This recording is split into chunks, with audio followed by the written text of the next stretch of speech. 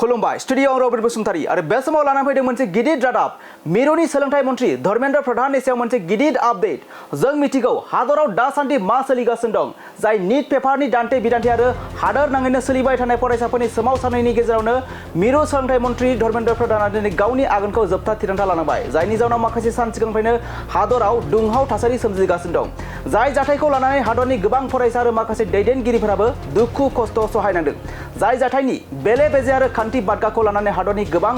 मुंदांखा सुबुंफोराबो फरायसाफोरनि सोमावसारनायाव मदद होदोंमोन माखासे साननिफ्रायनो दाबि बोनाय बिथां सोलोंथाइ मन्त्रिनि सायाव गोख्रों अजरा दिनै मोगथां महर मोनफुंनो हाबाय नंगौ मिरुनि सोलोंथाइ मन्त्रि धर्मेन्द्र प्रधानआ दिनै 25 जुलाइआव गावनि मासिनिफ्राय बिबान एंगारबाय एबा रिजाइनेसन लेटारखौ गथायबाय बिथाङा गावनि बिबान एंगारनायखौ गाहाय मन्त्रि नरेन्द्र मोदीनो दैथायहरबाय बे समनि मोनसे गिदिर आपडेट जाय नीट पेपारनि दान्थे बिदान्थे आरो हादर नाङैनो सोलिबाय थानाय फरायसाफोरनि सोमावसारनायनि गेजेरावनो मिरु सोलोंथाइ मन्त्रि धर्मेन्द्र प्रधानआ दिनै गावनि आगानखौ जोबथा थिरांथा लानांबाय मिरुनि सोलोंथाइ मन्त्रि धर्मेन्द्र प्रधानआ दिनै 25 जुलाइआव गावनि मासिनिफ्राय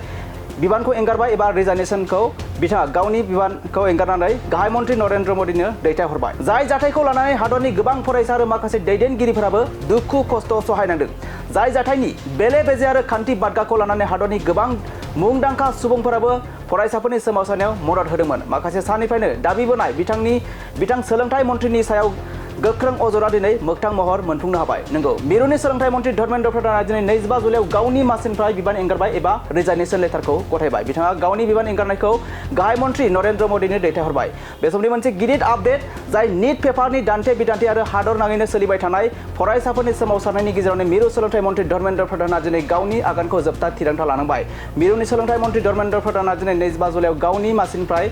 बिबानखौ एंगारबाय एबा रिजाइनेसनखौ बिथाङा गावनि बिबानखौ एंगारनानै गाहाय मन्त्रि नरेन्द्र मोदीनो दैथायहरबाय